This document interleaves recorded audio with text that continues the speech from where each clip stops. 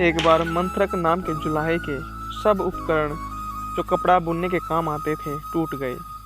उपकरणों को फिर बनाने के लिए लकड़ी की ज़रूरत थी। लकड़ी काटने वाली कुल्हाड़ी लेकर वह समुद्र तट पर स्थित वन की ओर चल दिया। समुद्र के किनारे पहुंचकर उसने एक पेड़ देखा और सोचा कि इसकी लकड़ी से उसके सब उपकरण बन जाएंगे। यह सोचकर वृक्ष के तने पर वह कुल्हाड़ी मारने को ही था कि वृक्ष की शाखा पर बैठे हुए एक देव ने उसे कहा, मैं इस वृक्ष पर आनंद से रहता हूँ और समुद्र की शीतल हवा का आनंद लेता हूँ। तुम्हारा इस वृक्ष को काटना उचित नहीं। दूसरे के सुख को छीनने वाला कभी सुखी नहीं होता। जुलाई ने कहा, मैं भी लाचार हूँ। लकड़ी के बिना मेरे उपकरण नहीं बनेंगे, कपड़ा नहीं बुना जाएगा, जिससे मेरे कुटुंब भी भूखे मर जाएंगे। इसलिए अच्छा यही है कि तुम किसी और वृक्ष का आश्रय लो। मैं इस वृक्ष की शाखाएं काटने को विवश हूँ। देव ने कहा, मंत्रक, मैं तुम्हारे जवाब से प्रसन्न हूँ। तुम कोई भी एक वर मांग लो, मैं उसे पूरा करूँगा। केवल इस वृक्ष को मत काटो। मंत्रक बोला, यदि यही बात है तो मुझे कुछ देर की मोहलत दो। मैं अभी घर जाकर अपनी पत्नी से और मित्र से सलाह लेकर तुमसे वर मांगूंगा। देव ने कहा, मैं तुम्हारी प्रतीक्षा करूंगा। गांव में पहुंचने के बाद मंत्रक की भेंट अपने एक मित्र नाई से हो गई। उसने उसे पूछा, मित्र, एक देव मुझे वरदान दे रहा है। मैं तुमसे पूछने आया हूँ कि कौन सा वरदान मांगा जाए। नाई ने कहा, यदि ऐसा ही है तो राज्य मांग ले, मैं तेरा मंत्री बन जाऊंगा, हम सुख से रहेंगे।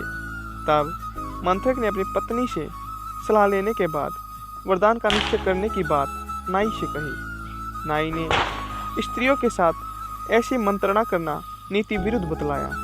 उसने सम्मति दी कि स्त्रियां प्राय स्वार्थपरायणा होती है। अपने सुख साधन के अतिरिक्त उन्हें कुछ भी सूझ नहीं सकता। अपने पुत्र को भी जब वह प्यार करती हैं तो भविष्य में उसके द्वारा सुख की कामनाओं से ही करती हैं। मंत्रक ने फिर भी पत्नी से सलाह किए बिना कुछ भी न करने का विचार प्रकट किया। घर पहुंचकर वह पत्नी से बोला, आज मुझे एक देव मिला है। वह एक वरदान देने को उद्यत है। नाई की सलाह है कि राज्य मांग लिया जाए। तू बता कि कौन सी चीज़ मांगी जाए। पत्नी ने उत्तर दिया, राज्य शासन का काम बहुत कष्टप्रद है। क्षंति विग्रह आदि से ही राजा को अवकाश नहीं मिलता। राजमुकुट प्राय कांटों का ताज होता है। ऐसे राजे से क्या अभिप्राय जो सुख न दे। मंत्रक ने कहा, प्रिय, तुम्हारी बात सच है। राजा राम को और राजा नल को भी राज्य प्राप्ति के बाद कोई सुख नहीं मिला था। हमें भी कैसे मिल सकता है। किंतु प्रश्न यह है कि राज्य न मांगा जाए तो क्या मांगा जाए। मंत्रक की पत्नी ने उत्तर दिया, तुम अकेले 2 हाथों से जितना कपड़ा बुनते हो उससे भी हमारा खर्च पूरा हो जाता है।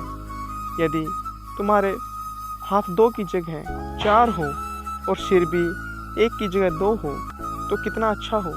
तब हमारे पास आज की अपेक्षा दुगना कपड़ा हो जाएगा। इससे समाज में हमारा मान बढ़ेगा। मंत्रक को पत्नी की बात जच गई। समुद्र तट पर जाकर वह देव से बोला, यदि आप वर देना ही चाहते हैं तो यह वर दो कि मैं 4 हाथ और 2 सिर वाला हो जाऊं। मंत्रक के कहने के साथ ही उसका मनोरथ पूरा हो गया। उसके 2 सिर और 4 हाथ हो गए।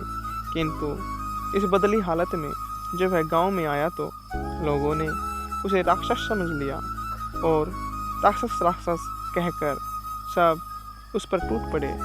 लोगों ने पत्थरों से इतना मारा कि वह वहीं मर गया। खुद का दिमाग न होने पर ऐसा हाल ही होता है।